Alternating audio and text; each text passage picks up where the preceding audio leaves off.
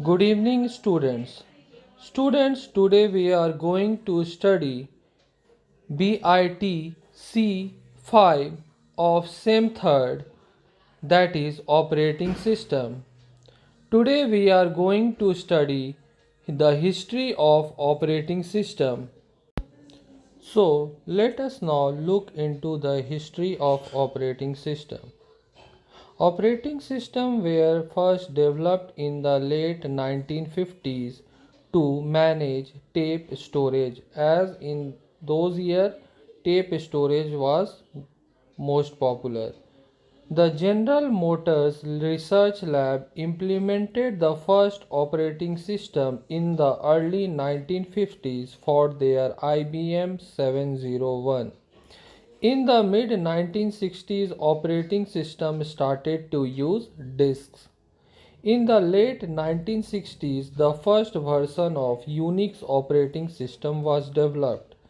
The first operating system built by Microsoft was DOS, Disk Operating System. It was built in the year 1981 by purchasing the 86 DOS software from a Seattle company. The present day popular operating system, that is Windows, first came to existence in the year 1985 when a GUI, Graphical User Interface, GUI full form, was created and paired with MS-DOS. Students, now we are going to study the structure of operating system. As you can see in the picture, here we are going to study the layered structure of operating system. In the layered structure of operating system, the operating system functionalities are divided into layers. As you can see in the diagram, there is layer 1, which is the lowest layer, which is hardware. Then there is layer 2, which is CPU scheduling. Then there is layer 3, which is for memory management. Then layer 4, which is for process management.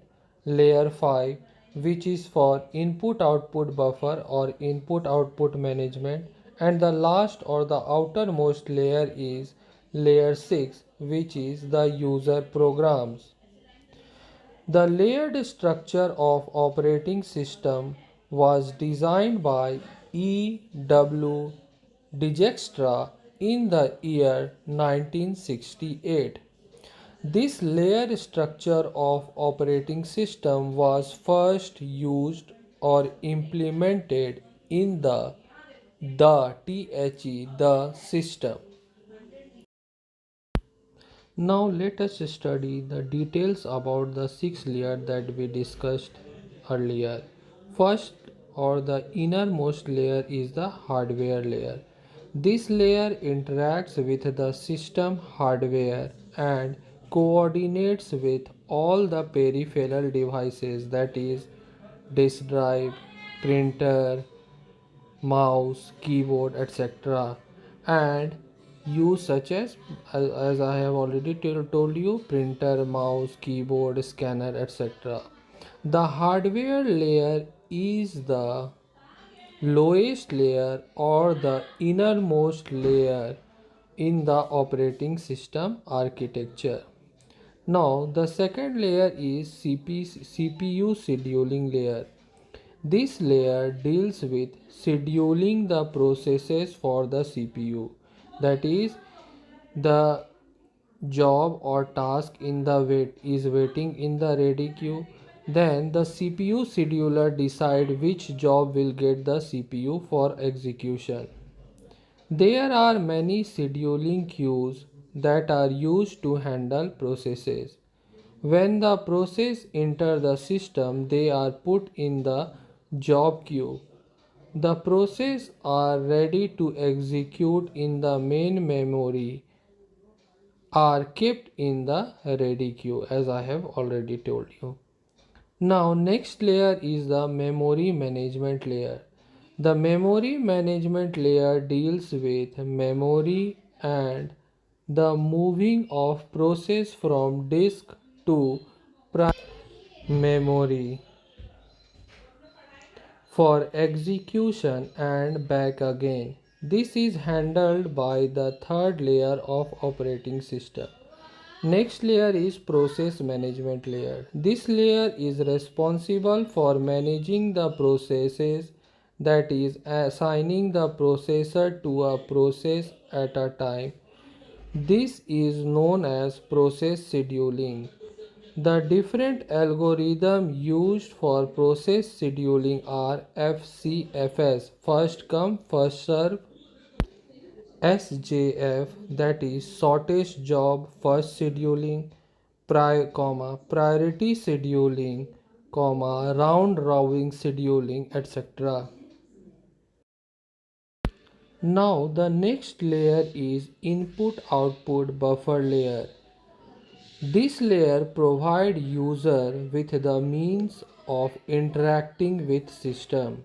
This layer handles the buffer for the input-output devices and makes sure that they work correctly. Now the last and the outermost layer is known as user program layer. This is the highest layer or the outermost layer in the layered structure of operating system. This layer deals with the many user programs and applications that run in an operating system such as word processors, games, browsers, etc. So student, this was the layered structure of operating system. Hope you have learned about it. If you have any doubt or question, you can ask me in the comment section below. Thank you for joining.